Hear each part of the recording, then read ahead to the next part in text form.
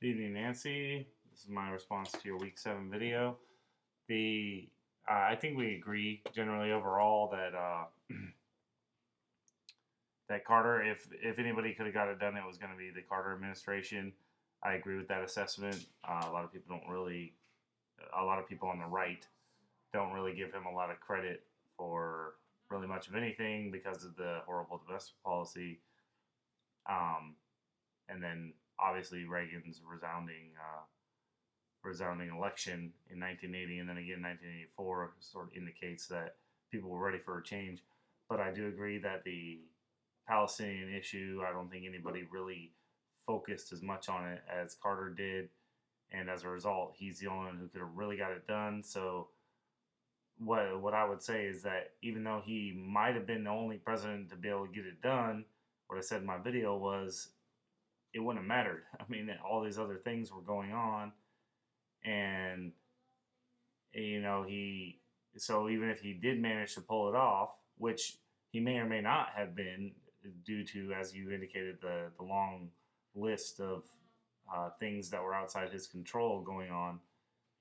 Even if he had managed to get it off, it wouldn't have mattered. I mean, oh yay, the Palestinians and the Israelis are not killing each other anymore. And that helps me how?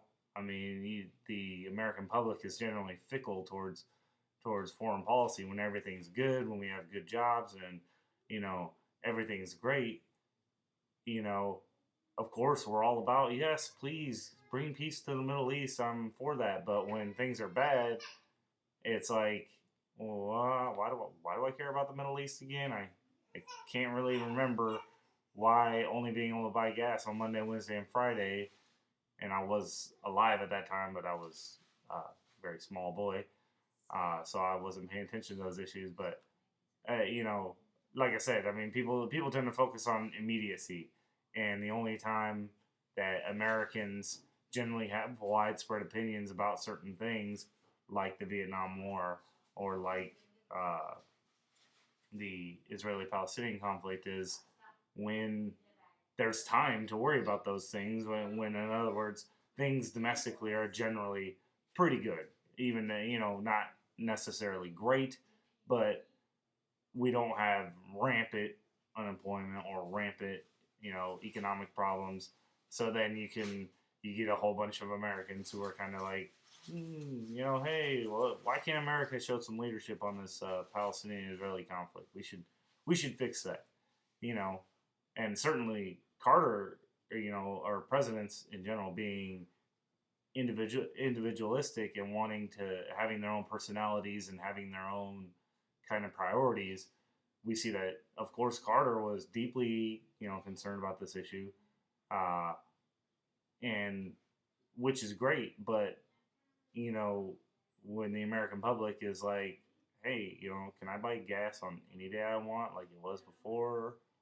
Uh, then people tend to, well, but I'm busy fixing the Israeli-Palestinian conflict. It's hard to explain that to Americans who don't really care when it comes down to it. Uh, as long when they're suffering economically, when things are good, then yeah, they're all for it. But when things are bad, no, not so much.